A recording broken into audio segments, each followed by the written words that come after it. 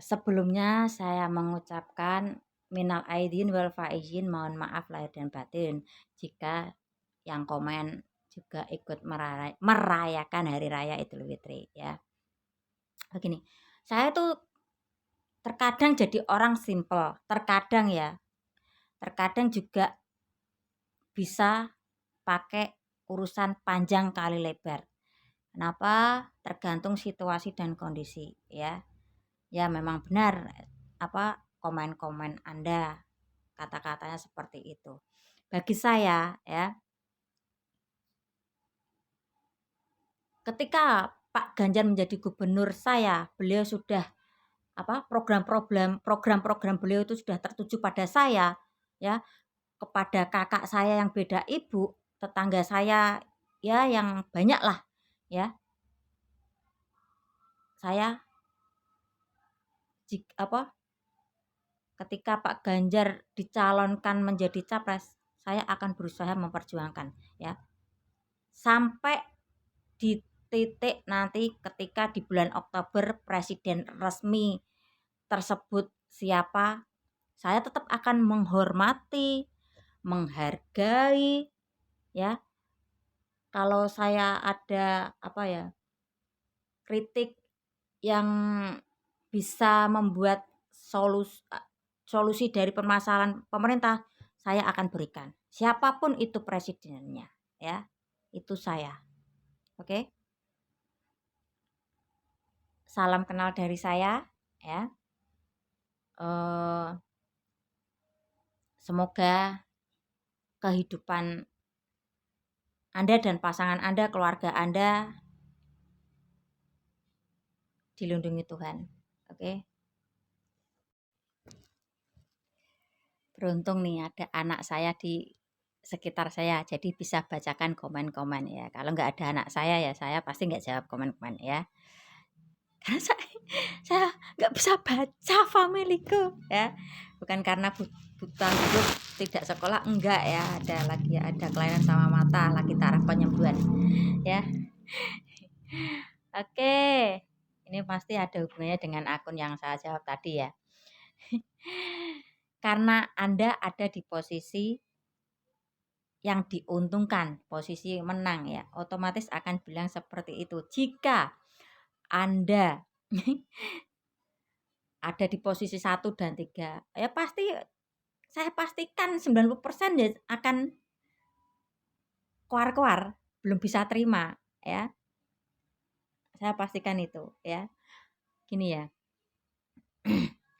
Ya, saya iyain aja komentar Anda ya. Ya. Ya, saya gini ya.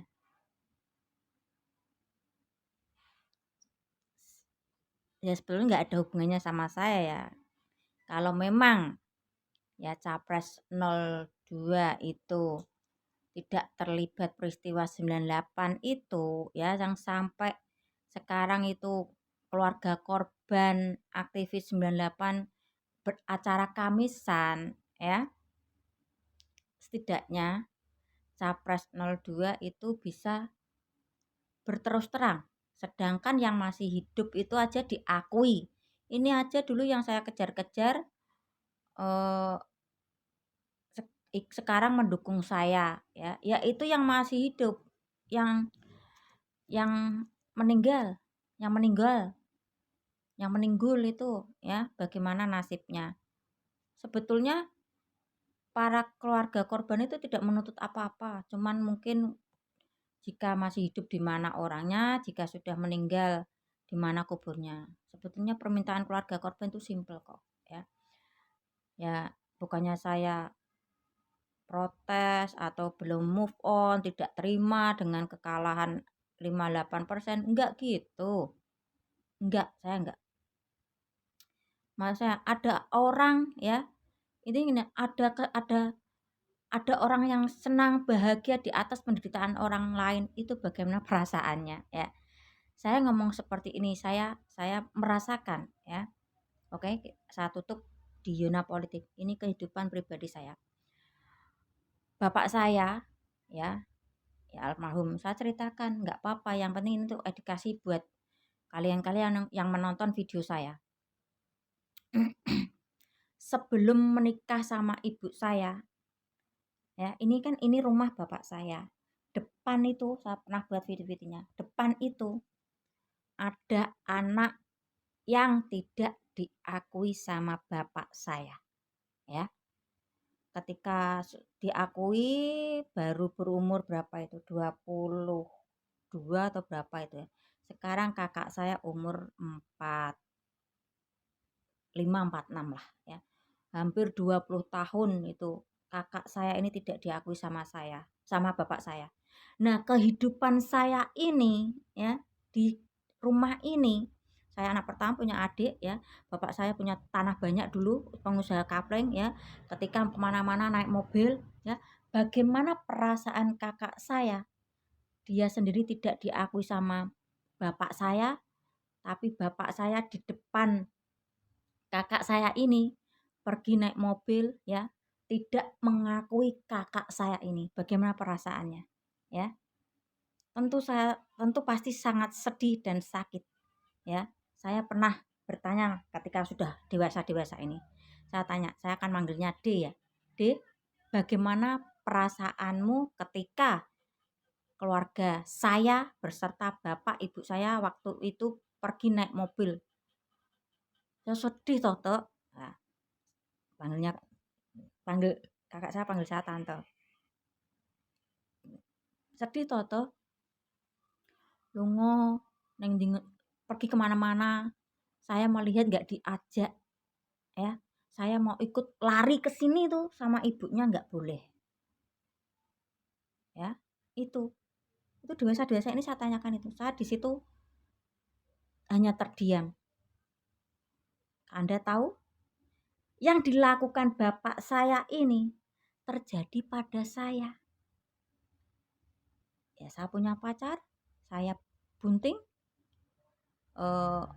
dan pacar saya tidak mau mengakui anak saya karena alasan anak saya ini perempuan, dia menginginkan anak laki-laki. Ya, ini. Nah, ketika bapak saya sudah meninggal, ya, keluarga kakak saya ini lagi ya mungkin dapat ujian besar, ya. Siapa mbak? Siapa mbak? Dapat ujian besar, ekonomi saya pun lagi ya dikatakan pas-pasan, juga belum bisa dikatakan pas-pasan, mungkin kurang lah ya. Ketika kakak saya ini ya lagi jatuh sakit, keuangan baru menurun, sebisa mungkin saya bantu. Karena saya bukan tamu nih. Bukannya saya sok hero. Saya ingin bertanggung jawab atas nama bapak saya. Ya. Ketika 1-20 tahun yang lalu kakak saya ini tidak diakui sama bapak saya sekaranglah yang akan berusaha bertanggung jawab kepada kakak saya ini untuk berusaha membahagiakan meski saya sendiri dalam keadaan ekonomi pas-pasan. Terkadang apa yang saya lakukan ini ada ada kecemburuan pada adik-adik saya. Saya perjelas. Saya melakukan ini hanya semata-mata berusaha tanggung jawab kepada kakak saya ini. Piye?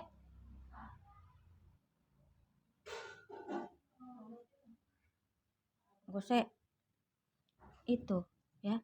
Dan ada satu lagi adik saya yang ada di luar kota, hampir mungkin 27 tahun ini belum pernah melihat wajahnya karena faktor ekonomi. Ya, suatu saat saya juga akan merangkul lagi. Ya, saya juga harus menjaga perasaan ibu saya.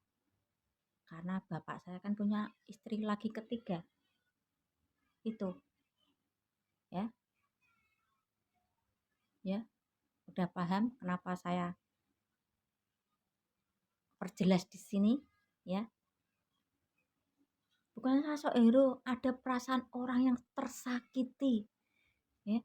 Ada perasaan orang yang selama ini ingin tahu kabar anak dan keluarganya.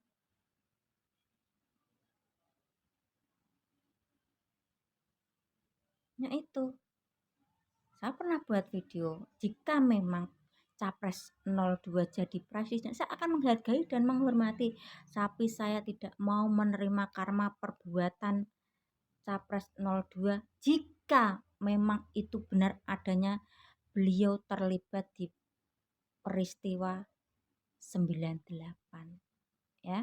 Oke.